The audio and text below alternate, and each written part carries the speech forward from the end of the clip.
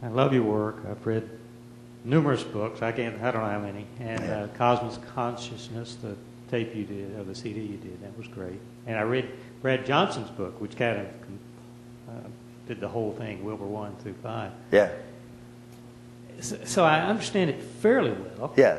But the one thing that really I have a problem with is your insistence on having a teacher.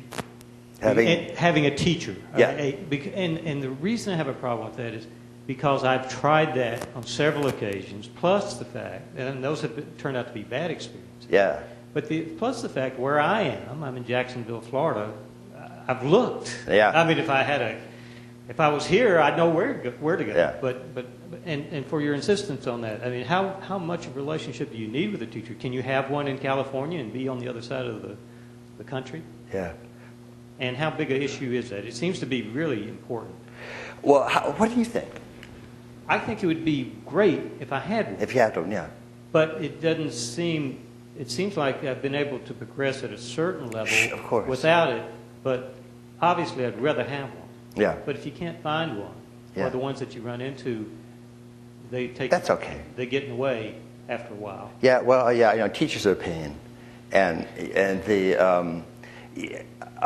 I am just a little bit curious about when I say there's an insistence on having a teacher. These things are always relative, and I don't think.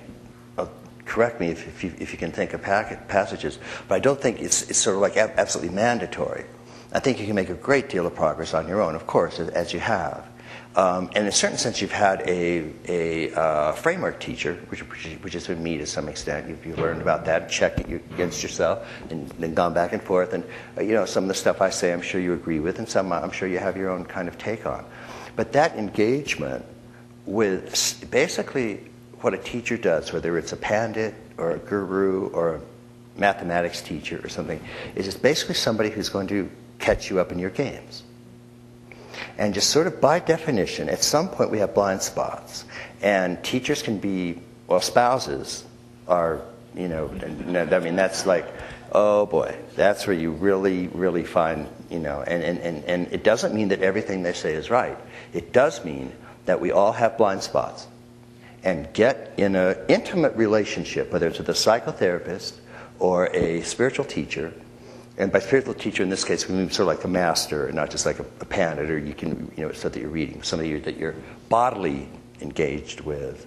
There's a special thing that happens in that tension between somebody who knows more than you do in some sense. Doesn't mean in all ways.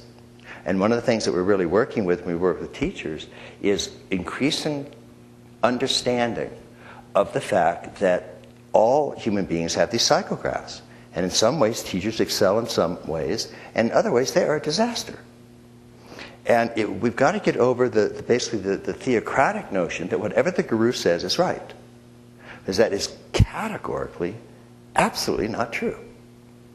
And for some reason, we don't have the notion that a physics teacher can be honored in physics, but doesn't necessarily mean that he or she is good in interpersonal relationships and so on. And the same simply is the case with spiritual, I'm going to call them masters, and this meaning just somebody who's not merely somebody who you're reading and calling a teacher. The same is true with spiritual masters. I don't know, and I know a lot. They're my dear, dear friends. I don't know a single spiritual master who doesn't have fundamental problems.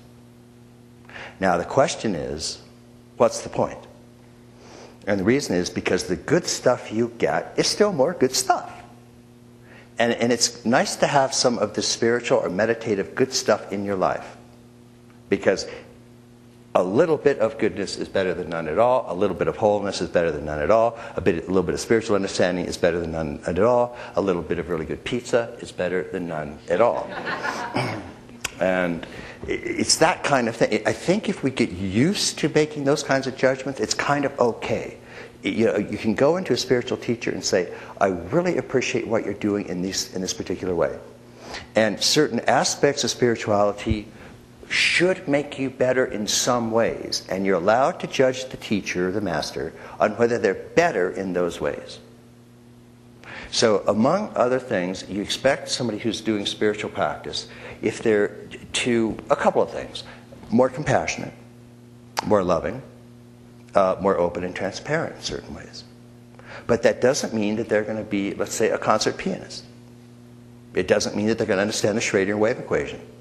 It does not mean they can run a 4-minute mile with their perfect body. I mean, how perfect is it? See what I mean? So I think we're right at a point where all the lineage minds are coming together. And we have to do two things. Keeping lineage mind is extremely important, because it's a whole series of practices that the great lineages have developed, and they're extremely important. But all of a sudden, the lineages are running together in a way that they never, ever, ever have. There's extraordinary rivers all coming together in this integral ocean. Now, we do not want them to mush together. That would be like saying an international style of cooking is where you take Mexican food and mix it up with spaghetti, Italian food. I mean, that's nauseating. That's not integral. That's like projectile vomiting soon to follow. And the same thing happens if you think you can take Zen Buddhism and centering prayer and mush them. That's just not. Differentiation and integration means differentiation and integration. So once this happens and we put them all together, we start to see, wait a minute, it's okay that you're mastering these particular dimensions and you maybe aren't that good over here. Maybe the spiritual teacher actually has to practice some of these things over here. So under those circumstances, we get a much more realistic sense about what to expect from a spiritual teacher.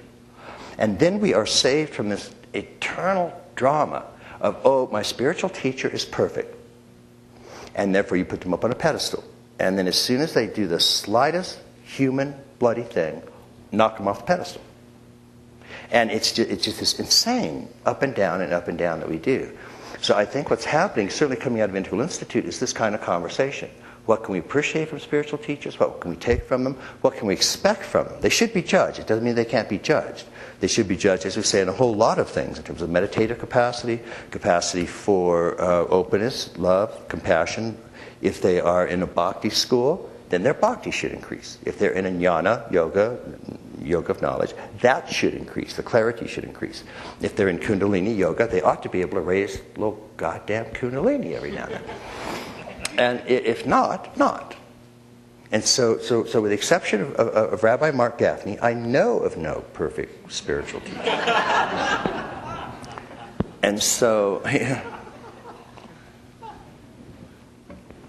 well, he would be the first to agree. We have to be realistic about what we expect from teachers, and really just not only appreciate, but in the positive sense, worship the spiritual dimension in them, because that's worth doing. But don't have these unrealistic expectations across the board. So that's point one. Point two, again, because that's relative then.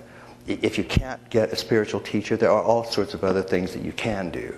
And it sounds like you're doing them. Written texts are a condensation and a crystallization of a spiritual realization in the written word.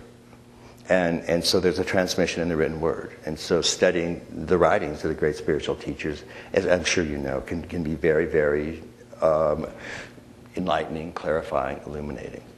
And then keep an eye open. And if you can't have one, I certainly wouldn't say that it's mandatory in that sense. It's just there is that one point of our blind spots. It's a little hard for us to do in some form of therapia in the broad sense. It's somebody who's going to come in and nail you on your game. And that's where it gets kind of interesting. But people that by the time you get to second tier, integral by any name, you start to have that capacity to some degree. So you can do really quite well under those circumstances.